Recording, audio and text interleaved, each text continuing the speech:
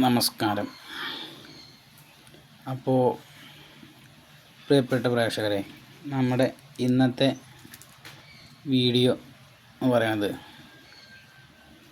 ഒരു പാനകത്തെ പറ്റിയിട്ടുള്ളതാണ്.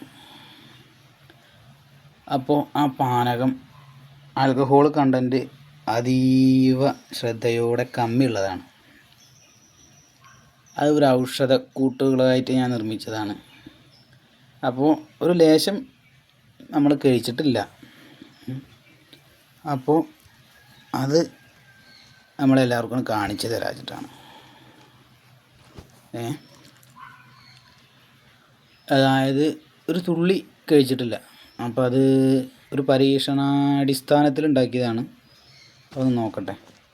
അതായത് കൂടെ വന്നു കഴിഞ്ഞാൽ നമുക്ക് കാണാം. ഓക്കെ.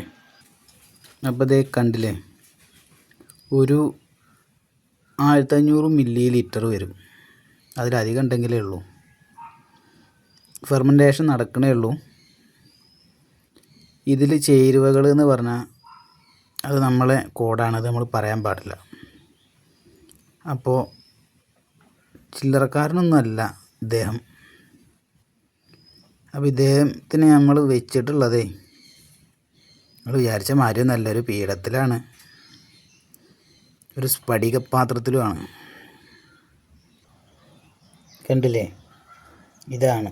അപ്പോൾ ഇങ്ങനത്തത് ഇങ്ങോട്ട് വാങ്ങിയിട്ട് നെറുന്തലയിൽ കൂടെ ഉണ്ട് അഭിഷേകം ചെയ്തിട്ട് പൂർണ്ണമായും മദ്യപാനം ഒഴിവാക്കാൻ പറ്റുന്ന ആളുകളുണ്ടെങ്കിൽ മാത്രം ലേക്ക് അടിച്ചാൽ മതി.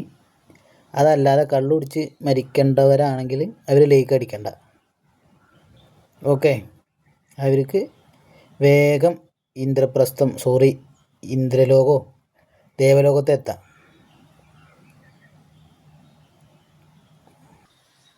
മയിൽപ്പീലി ഇതേ 1, 2, 3 എണ്ണായി വീട്ടിൽ. ഇതൊരു ഭംഗിയാണ്, കണ്ടില്ലേ.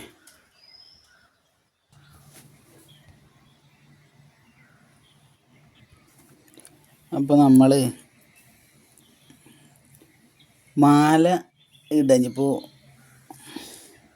മണ്ഡലകാലം വ്രതാരംഭമായില്ലേ. അപ്പോൾ ഇടാനുള്ള കന്നിസ്വാമിമാർക്കൊരു അനുഗ്രഹമാണിത്. അപ്പോൾ മദ്യപിക്കരുത് മലയ്ക്ക് പോകുമ്പോൾ. ഗുരുസ്വാമിമാർ പെരിയസ്വാമിമാർ പലതും ചെയ്യും. അത് കണ്ടിട്ട് ചെറിയ കുട്ടികൾ കാട്ടിക്കഴിഞ്ഞാൽ അത് അയാൾക്കൊരു ബുദ്ധിമുട്ടാവില്ലേ. അപ്പോൾ വ്രതനിഷ്ഠ എന്ന് പറയുമ്പോൾ പലതും ഉണ്ട്.